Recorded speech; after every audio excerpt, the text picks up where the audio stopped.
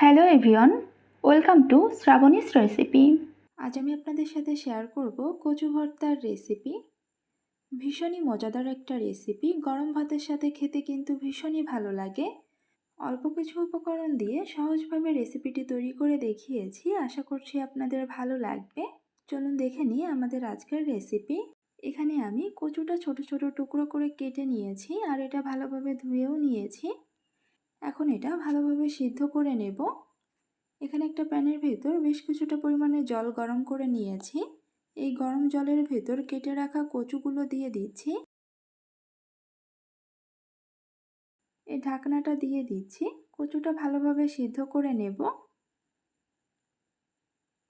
বেশ কিছুক্ষণ পর এই যে দেখতে পাচ্ছেন, কচুগুলো কিন্তু ভালোভাবে সিদ্ধ হয়ে গিয়েছে।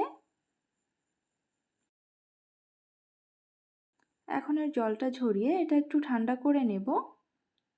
এটা ঠান্ডা করে নেওয়ার পর এটা একটা পেস্ট তৈরি করে নেব।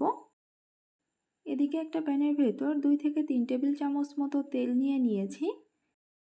এই তেলের ভেতর বেটে রাখা মশলা দিয়ে দিচ্ছি। এখানে 3-4টা শুকনো মরিচ আর 7 থেকে 8 কোয়া মতো রসুন একসাথে বেটে নিয়েছি।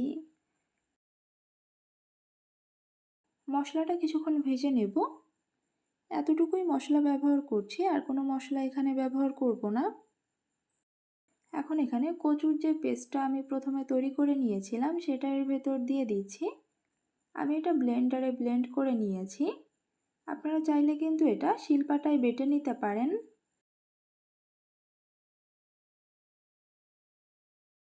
এই সব কিছু ভালোভাবে মিশিয়ে নিচ্ছি।